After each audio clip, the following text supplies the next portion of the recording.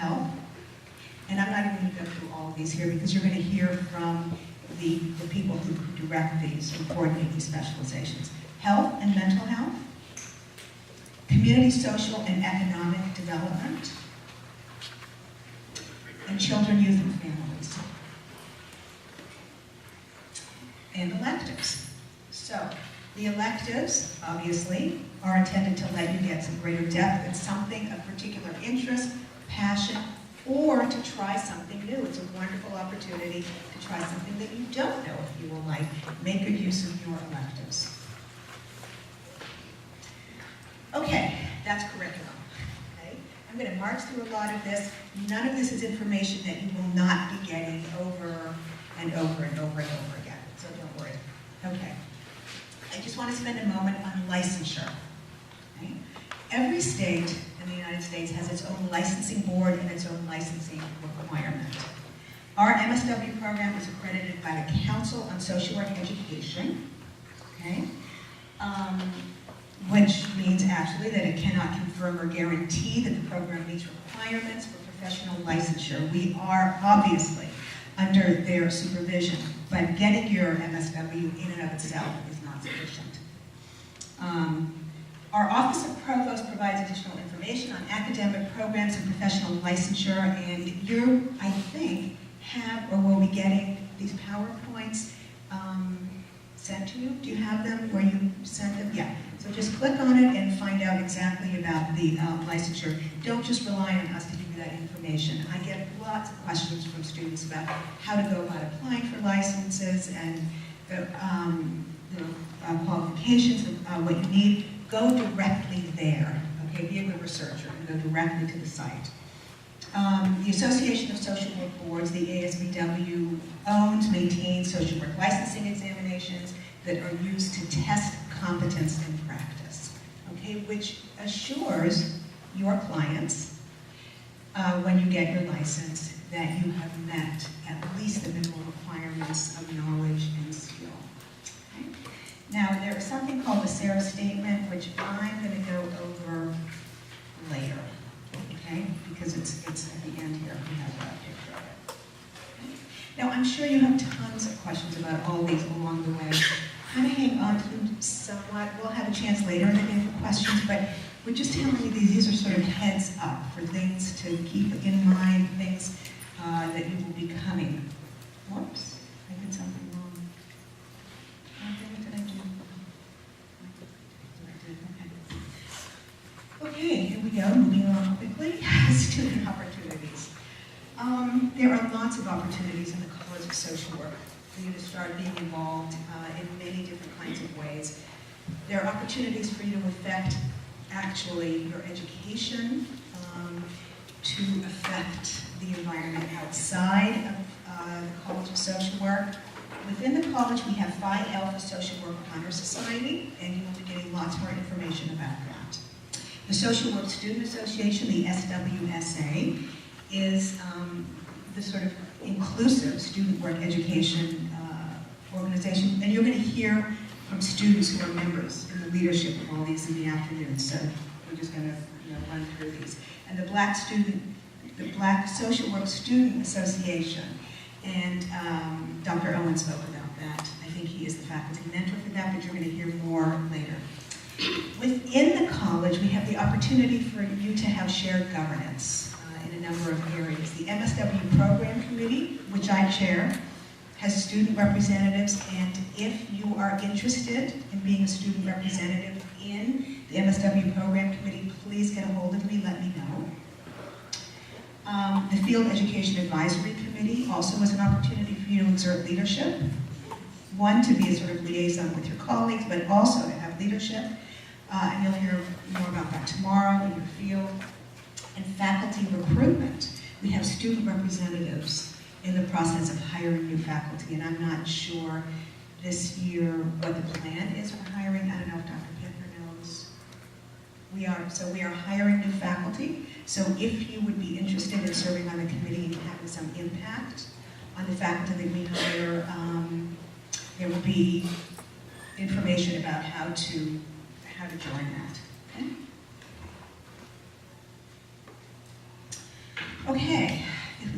flight of thought, going from one thing to another. Think of these as things just to kind of keep in mind to get you started in your fall. Communication here. A few things I want to point out. First of all, there's an MSW listserv, and that is the main way that we communicate with you. Are you all on it? Know how to get it? You're getting lots of emails. Is there anyone not? Okay. So this is a primary means of us communicating with you. I know sometimes folks feel like they get a lot of stuff, but just read it before you delete it, okay? Please, just to make sure that it isn't something that is might be of interest to you and important. Email is the primary means that we have of communicating with you and the way in which you can communicate with faculty, staff, and administrators, okay? All faculty have face-to-face or virtual meetings during office hours. My experience here and expectation is that our faculty are here in person. This isn't an online program, and that is by design. We are here to help you learn to become social workers in person, face-to-face, and that is what our environment teaches and practices. So, just remember that and take advantage. The faculty are here and very accessible. Dr. Farber, before you leave the communication page, Yes. has every student in here set up, know how to set up, or began to use your USC, your university email? Very important. If you're not using your university email, it's going to be hard for us to connect you to the listserv. So get that going, go through the steps, get it set up, okay? Will there be a link for the Yes. listserv? You should. But if you are receiving your USC emails so far, does that mean you're automatically a part of the MSW listserv? Yes, you will be joined onto the USC listserv by our IT staff, yes. Yes. This is Ms. Rosetta Reagan, and she is one of our student services coordinators. She is here for you. And actually, we have not introduced all of our... Can you do that? Okay, so I won't. Anyway, Ms. Reagan, thank you very much for that. Okay. All right, professional norms and social media. Be very careful, be very mindful, be very mature. Okay? Posting certain information is illegal, okay? The violations of statutes and administrative regulations may lead to criminal and civil liability, and punishment for violations may include fines and imprisonment. Okay? Violations may also lead to adverse academic actions, up to and including dismissal. It's very, very serious. You are now professional social workers right now, and you are beholden to the ethics and the values of our profession. So the first thing I should have said was, welcome. You are certainly many of you are coming from other professions and you have a sense of professional norms around social media in your profession.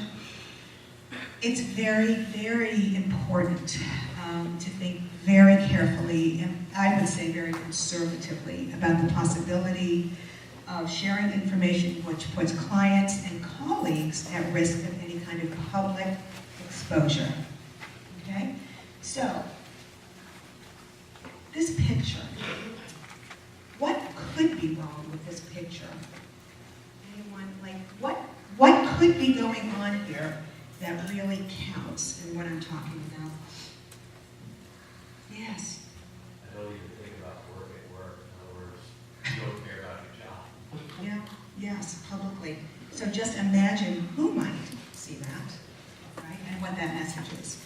How about the picture? Any thoughts about what might be wrong with that picture?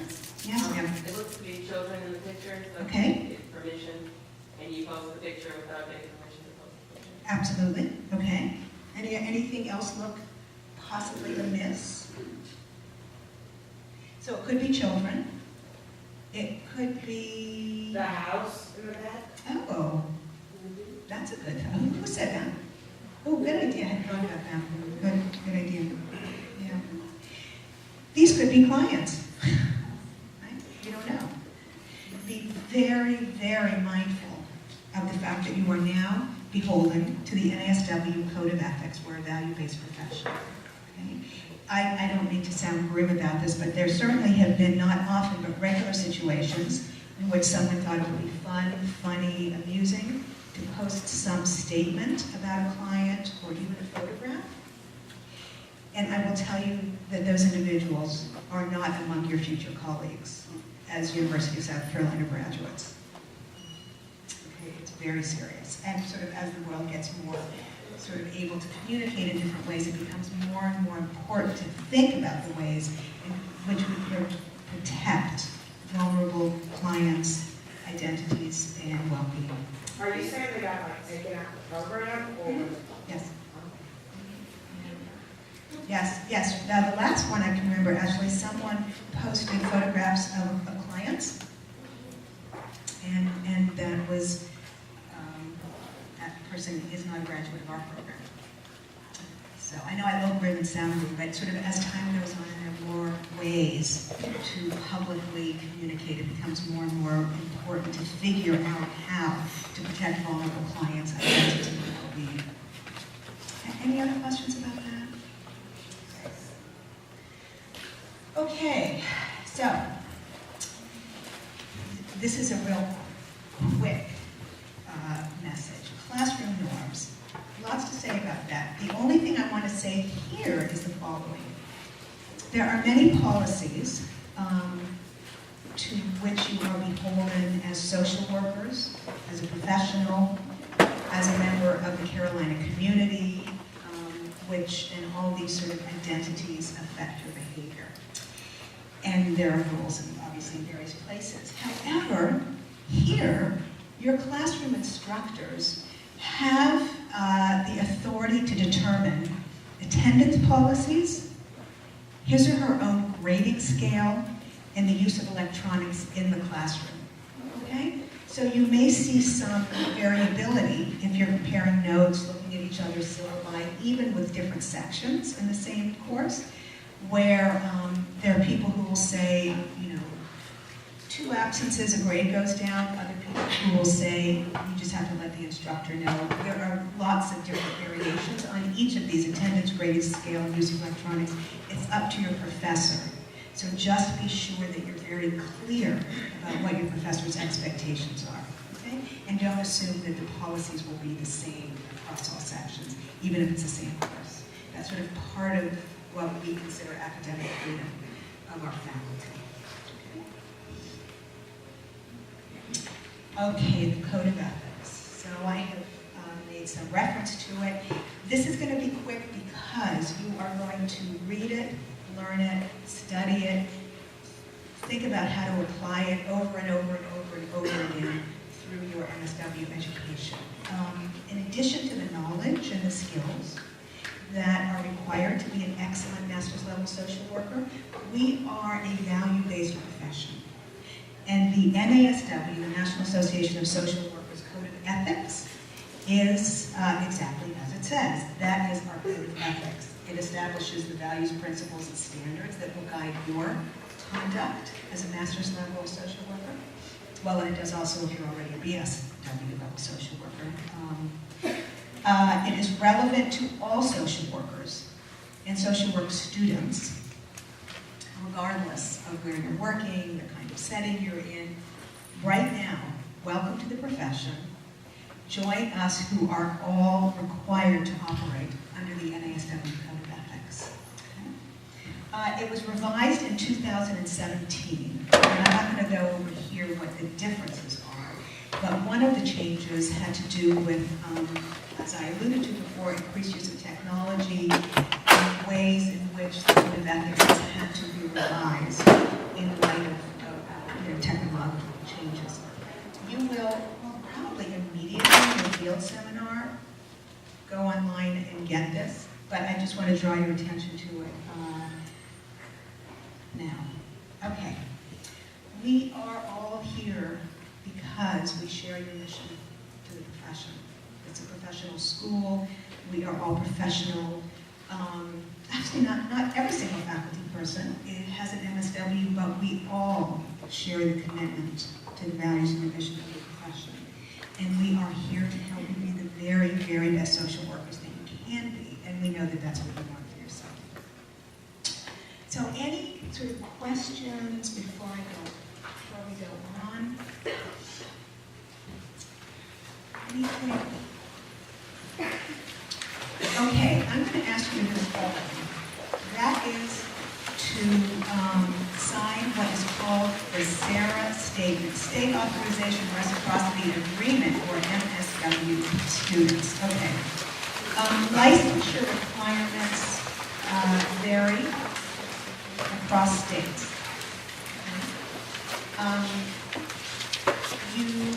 So graduating from an MSW program does not work necessarily. So it's important for you to become aware of what the requirements are, what the limits and the opportunities of reciprocity are, and so forth. So we have included, actually this year for the first time, the SARA Statement, and we're asking you to read it and sign it to be sure that you have been exposed to it. Okay? Now, just take a moment, look at it. We're not going to collect it right now. We're going to collect it when we collect something else in a little bit. Okay? Just kind of take a moment and sign it.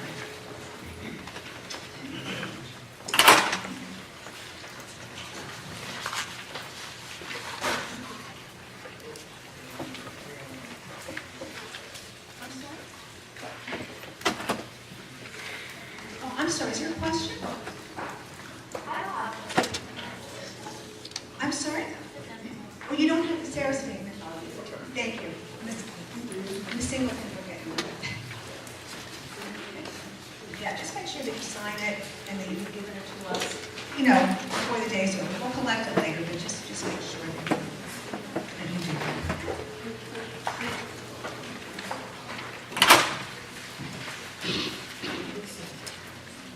Does anyone have any questions? I've asked you to sign something without giving you the opportunity to ask questions. That doesn't seem very helpful. Does anyone have any questions? I have a question. Yes. In the text of the SARA statement, it says, the program cannot confirm that it meets the specific requirements for professional licensure in another state. That's correct. But didn't the PowerPoint say wasn't the wording in South Carolina or another state? It could be in other states, it's not guaranteed. Does it Different also- states have, I'm sorry? I'm sorry, does it also apply to South Carolina? It applies to South Carolina, yes. Okay, Yeah, all but right. different states have different requirements, and so if you are planning or if you move and you want to practice in another state, you have to be very mindful of what the requirements are in each state. Thank you. Different states have different levels of licensure, there's different, you have to be very specific about it. Anything else? Okay, so why don't we move on and hear from our specialization leads. Do you need to go? I haven't been watching the time. Okay, you're okay? Just because of time. So what do we have here?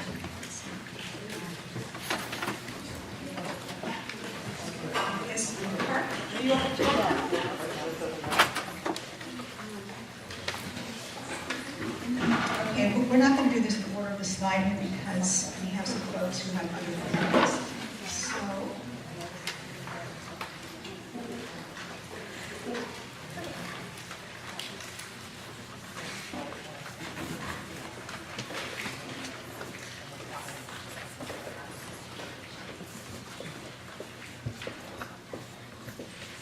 Are you overloaded with information yet?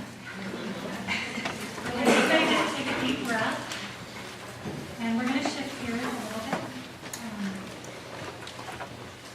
I'd like to introduce myself and Rhonda. I'm Marguerite, and this is Rhonda, and we are the co-chairs for the health and mental health specialization area. And rest assured, as Dr. Farber said, the education that you're going to get over the course of your program will equip you to have a long and productive social work career in whatever way you want to have that. having a specialization gives us an opportunity to dig a little deeper into an area of interest. How many of you are interested, do you think, in health and mental health as a specialization? That's, we may need bigger classrooms. Okay, awesome.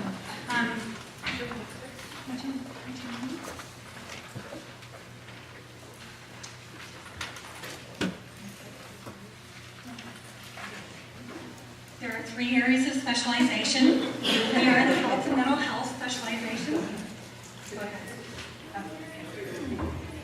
This is the hardest part, is figuring out who's going to say what. So before I guess we sort of talk about the specialization, we just wanted to talk about why is it important? Why is health? Why is mental health important? So many of you raised your hands that you're interested in this area. So you have an idea about that. You have an idea of why you think it's important. And there's lots of reasons, but the one that we want to focus on today is that good health, good mental health improves our quality of life, right? And so that's what we focus on in this specialization. We know from research that when our bodies are healthy, when our minds are healthy, when we're healthy spiritually, we're able to cope with life stressors better. We're able to make healthy decisions, good decisions. We're able to live healthier lifestyles. We're able to have healthy relationships. We work productively. We contribute to our communities. We grow in our families and in our potential. So this is a really important area of health and mental health, and this is one of the reasons why this specialization is important.